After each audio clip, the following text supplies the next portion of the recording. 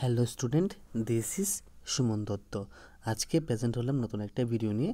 আজকে থাকছে ক্লাস 9-এর ভূগোলের প্রথম অধ্যায়। ঠিক আছে, তো আমি এখানে যেই বই থেকে ডিসকাস করব হয়তোবা তোমাদের বইয়ের সাথে মিলবে না, কিন্তু টপিক একটাই। ঠিক আছে, তো অধ্যায়ের নাম হলো ভারতের আকৃতি ও অবস্থান। ঠিক আছে, তো দেখো ওখানে কী কী আছে। যে পৃথিবীর অন্যতম প্রাচীন সভ্য দেশ ভারতবর্ষ প্রাগৈতিহাসিক কালে থেকে বর্তমান সময় পর্যন্ত সে তার ধারাবাহিক উন্নয়নের ধারা বজায় রেখে চলছে। প্রাকৃতিক, সাংস্কৃতিক প্রভৃতির বিভিন্ন বৈচিত্র্য সত্ত্বেও বিশ্বজগতে ভারতবর্ষ আজ স্বমহিমায় প্রতিষ্ঠিত। ঠিক আছে, তো ভারতের ভৌগোলিক অবস্থানকে তিনটা ভাগে ভাগ করা হয়েছে। প্রথমে কি আছে? অক্ষাংশ ও দ্রাঘিমাগত অবস্থান। ভারত একটি বিস্তৃত দেশ। ঠিক আছে, এটা কিন্তু পড়তে পারো যে ভারত একটি কী দেশ? ভারত একটি বিস্তৃত দেশ। উত্তরে 8°4'। ঠিক আছে, উত্তরে 8°4'। উত্তর থেকে দক্ষিণে 37°6'। উত্তর মানে এই যে 8-এর উপর যা আছে এটা ডিগ্রি বলবে, আর 4-এর উপর যা আছে দাগটা এটাকে বলবে মিনিট। ঠিক আছে, তো কি বলা হয়েছে? উত্তর দিক থেকে 8°4'। উত্তর থেকে শুরু করে দক্ষিণ দিকে 37°6'। উত্তর এবং পশ্চিমে 68°7' পূর্ব থেকে পূর্বে 97°25' পূর্ব পর্যন্ত বিস্তৃত। ঠিক আছে, তো এই জায়গাটা ভালো করে মনে রাখবে। তারপরে এটা মনে রাখবে, এখানে কী দেওয়া আছে যে ভারতবর্ষের প্রায় 29° অক্ষাংশ ও দ্রাঘিমা জুড়ে এর ব্যাপ্তি। ঠিক আছে, 29° কি অক্ষাংশ ও দ্রাঘিমা জুড়ে ব্যাপ্তি। ভারতের প্রায় মাঝ বরাবর 23°30' উত্তর কর্কটক্রান্তি রেখা প্রসারিত আছে, আর 82°30' পূর্ব দ্রাঘিমা রেখাকে ভারতকে এই পূর্ব পশ্চিমে ভাগ করেছে। ঠিক আছে, তো মনে রাখবে যে ভারতের মাঝ বরাবর 23°30' উত্তর কর্কটক্রান্তি রেখা প্রসারিত হয়েছে। ঠিক আছে, আর আরেকটা কী আছে? 82°30' পূর্ব দ্রাঘিমা রেখা ভারতকে পূর্ব পশ্চিমে ভাগ করেছে। তো আমি এখন একটা কথা বলি যে এই জায়গাগুলো তোমাদেরকে কন্টিনিউয়াসলি প্রত্যেক দিন পড়তে হবে, কারণ এগুলো খুবই কঠিন। ঠিক আছে, দেখবে প্রত্যেক দিন পড়লে খুব ইজি হয়ে যাবে তোমাদের কাছে। গোলার্ধ ও মহাদেশীয় অবস্থান। ভারত সম্পূর্ণরূপে উত্তর গোলার্ধের এশিয়া মহাদেশের অন্তর্গত একটি দেশ। তো আমরা এখানে জানলাম কি ভারত কি? ভারত হলো উত্তর গোলার্ধের, ঠিক আছে, এশিয়া মহাদেশের একটা অত্যন্ত গুরুত্বপূর্ণ দেশ। তো উপদ্বীপীয় অবস্থান। ভারতের উপদ্বীপীয় অবস্থান মানে কি? ভারতের সাইডে ফাইডে কী আছে? তো ভারতের পূর্বে কী আছে? বঙ্গোপসাগর। ভারতের পশ্চিমে কী আছে? আরব সাগর। দক্ষিণে কী আছে? ভারত মহাসাগর। তো প্রশ্ন করতেই পারে যে ভারতের পূর্বে কোন সাগর আছে? বঙ্গোপসাগর। পশ্চিমে আরব সাগর, আর দক্ষিণে ভারত মহাসাগর। ঠিক আছে, দেশটির দক্ষিণ ভাগ প্রায় ত্রিভুজ আকৃতি ও সমগ্র উত্তর, উত্তর পূর্ব ও উত্তর পশ্চিম দিক থেকে, মানে তারা এই যে সব দিক আছে না, এই দিক থেকে প্রতিবেশী দেশগুলি দ্বারা পরিবৃত্ত। মানে এখানে কি বলা হয়েছে? এখানে বলা হয়েছে যে এই যে ভারতটা কি একটা ত্রিভুজের আকৃতি। কি আকৃতি? একটা ত্রিভুজ আকৃতি। আর তার যে সমগ্র উত্তর, উত্তর পূর্ব, উত্তর পশ্চিম দিক, এই যে প্রতিবেশী দেশগুলি আছে এটার দ্বারা আবৃত। ঠিক আছে, মূল ভূভাগের দক্ষিণ পূর্ব ও দক্ষিণ পশ্চিম থেকে যথাক্রমে আন্দামান নিকোবর দ্বীপপুঞ্জ ও লাক্ষা দ্বীপপুঞ্জ অবস্থিত। মানে তো এখন যদি তোমরা বলতে পারো বা শিখতে পারো যে ভারতের যে ভূভাগ আছে তার দক্ষিণ পূর্ব আর দক্ষিণ পশ্চিম দিকে, ঠিক আছে, কোন দিকে? দক্ষিণ পূর্ব দিকে আর দক্ষিণ পশ্চিম দিকে। দক্ষিণ পূর্ব দিকে কী আছে? আন্দামান নিকোবর দ্বীপপুঞ্জ, আর দক্ষিণ পশ্চিম দিকে কী আছে? লাক্ষা দ্বীপপুঞ্জ অবস্থিত। ঠিক আছে, ভারতের দক্ষিণ পূর্ব দিকে আন্দামান নিকোবর দ্বীপপুঞ্জ অবস্থিত, আর ভারতের দক্ষিণ পশ্চিম দিকে লাক্ষা দ্বীপপুঞ্জ অবস্থিত। ওকে, এই জায়গাটা মনে রাখো যে আগে ভারতের দক্ষিণতম স্থলবিন্দু ছিল নিকোবর দ্বীপের দক্ষিণে অবস্থিত ইন্দিরা পয়েন্ট। তো এখন তোমরা বুঝে গেছো যে এই যে ইন্দিরা পয়েন্টটা কোথায় ছিল। এই ইন্দিরা পয়েন্ট ছিল ভারতের দক্ষিণতম স্থলবিন্দু, নিকোবর দ্বীপের দক্ষিণ দিকে অবস্থিত।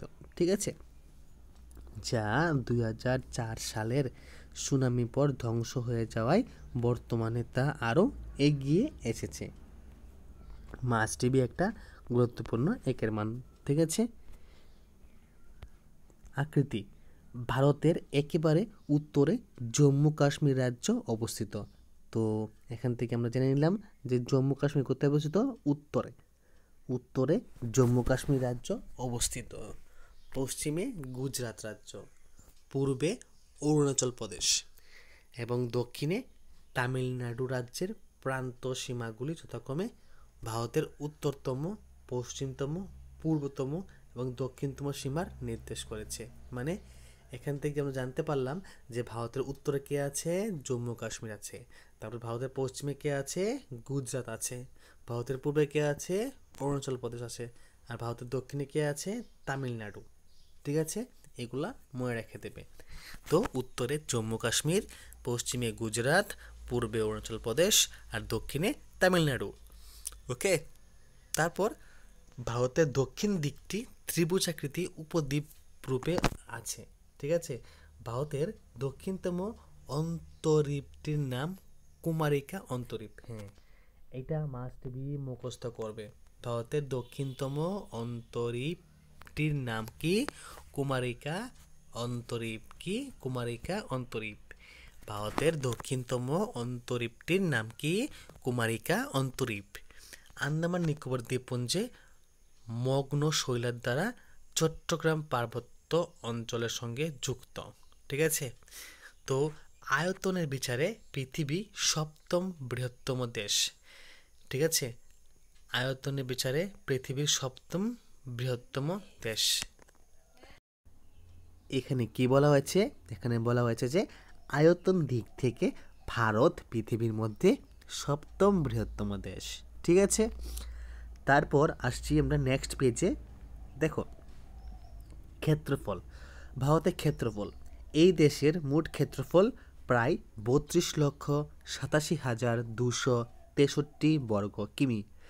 এই দেশের মোট ক্ষেত্রফল প্রায় 32,87,263 বর্গ কিমি।